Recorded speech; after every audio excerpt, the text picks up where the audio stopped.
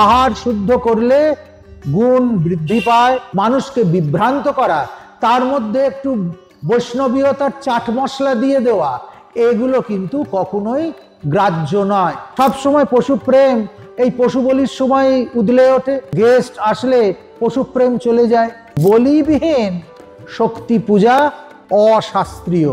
ওম সদ্যচ্ছিন্ন শিরঃ খরগো বামাদর্ধো করাম্বুজে রক্ষমাম কালিকে দেবী বরদা ভয়ধারিণী মহামেঘ সমশ্যামে শ্যামে ঘোর দিগম্বরে করণাবতাং শতাং নীত শবযুগ্ম ভয়ানকে আহ্বাহত দেবারি হস্ত নির্মিত কাঞ্চিকে সহস্রবদনে ভীমে নমস্তে দেবী কালিকে। নমস্কার, আমি মহামণ্ডলেশ্বর স্বামী পরমাত্মানন্দজি মহারাজ সংবাদ প্রতিদিন ডিজিটালের পক্ষ থেকে আমার সমস্ত ভক্ত, শিষ্য, অনুরাগী এবং শ্রোতাদেরকে শুভ দীপাবলির অনেক অনেক শুভেচ্ছা জানাচ্ছি। আজ আমরা শ্রী শ্রী ব্রহ্মময়ী কালীবাড়ি নপাড়ার কালী মন্দিরের গর্ভগৃহে বসে রয়েছি। মা ব্রহ্মময়ীর পদপ্রান্তে বসে আজ আমাদের আসন্ন দীপাবলি এবং শ্যামা পূজা নিয়ে কিছু জ্ঞাতব্য বিষয়ের আলাপচারিতা। কালী পুজোর উপোসে যাবার আগে আসি উপবাস শব্দটায়। উপবাস মানে কিন্তু অনাহার নয়, এটা আমি সকলকে পরিষ্কারভাবে জানাতে চাই। অনাহার মানে কিছু আহার না করে থাকা, আর উপবাস মানে কাছে বাস করা। উপপূর্বক বস ধাতুর উত্তর ঘৈ প্রত্যয় করে উপবাস শব্দটি নিষ্পন্ন হয়। উপ মানে কি নিকট, আর বস মানে কি বসতি, থাকা।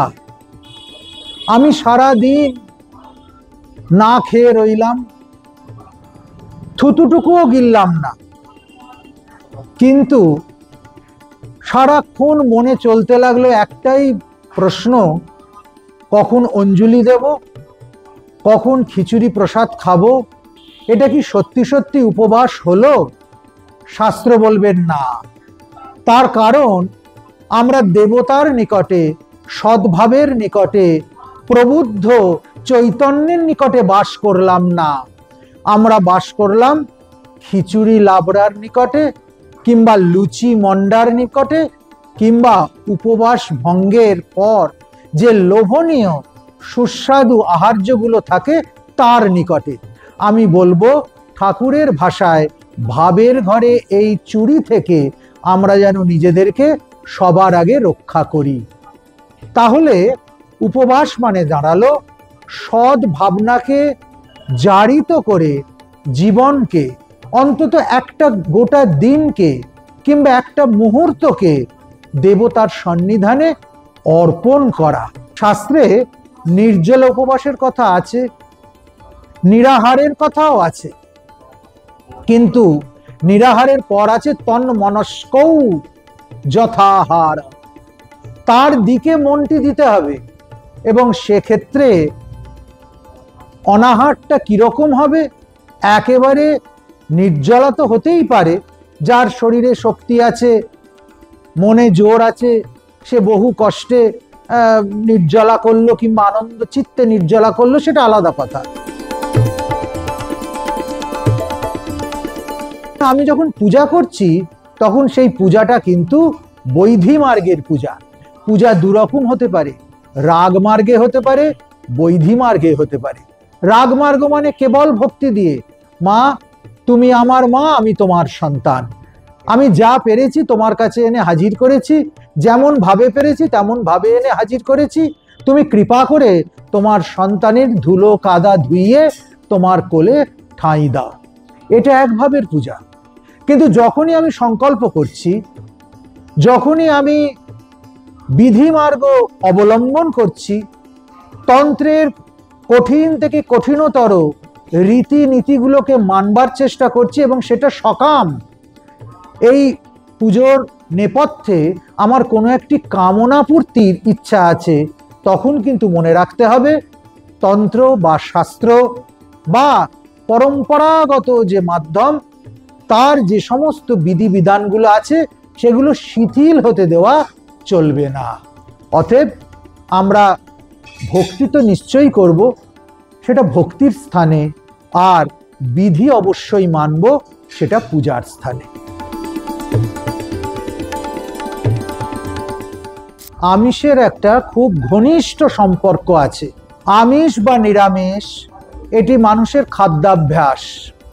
এই খাদ্যাভ্যাসের সঙ্গে মোক্ষ প্রাপ্তির কোনো প্রত্যক্ষ যোগাযোগ নেই। শাস্ত্র বলেছেন, আহার শুদ্ধে সত্যশুদ্ধি, সত্যশুদ্ধে ধ্রুবা স্মৃতি।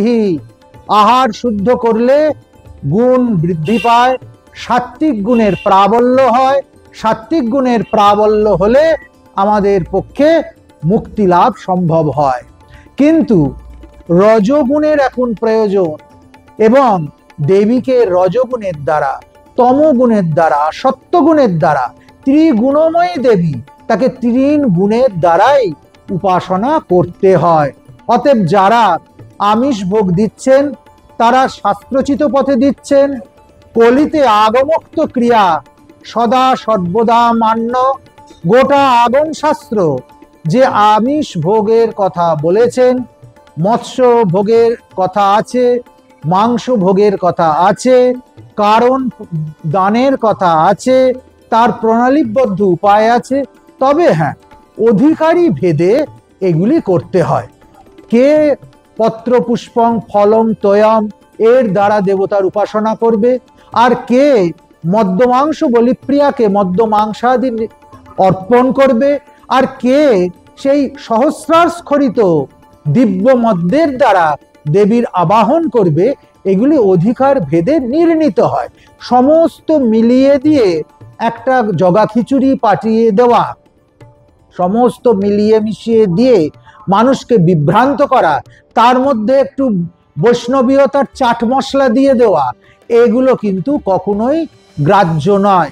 এসব যারা করছেন, এক তারা আহাম্মক, দুই তারা ষড়যন্ত্রকারী, তারা সনাতন ধর্মকে ধ্বংস করছেন। অতএব আপনারা নিশ্চিন্তে, যাদের যাদের কুলপ্রথা আছে তারা মাছ মাংস কারণ যথাবিহিত উপায়ে উচ্চ অধিকারী বা যোগ্য অধিকারীর দ্বারা নিবেদন করাতে পারেন।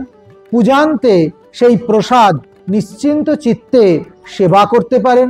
যাদের মনে হবে আমরা এইভাবে মায়ের পূজা করব না, তারা পত্র পুষ্প ফল জলের দ্বারা দেবীকে আবাহন করতে পারেন।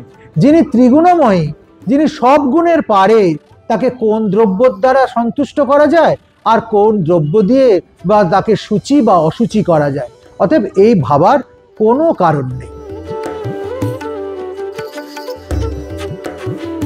পশু বলি কালী পূজাতে প্রসিদ্ধ।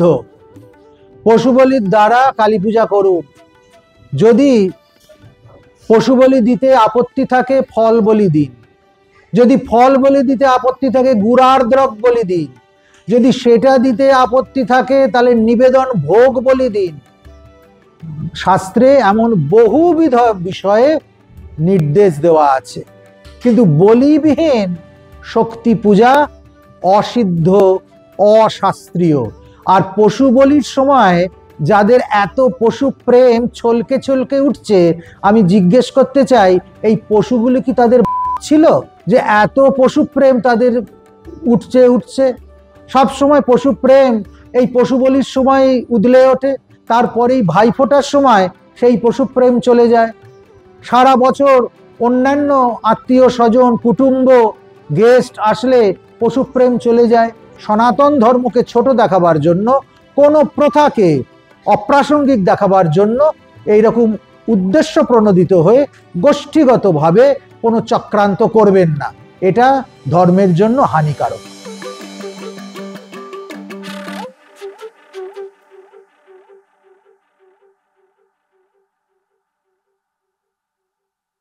ফলো করুন সংবাদ প্রতিদিন ডিজিটাল।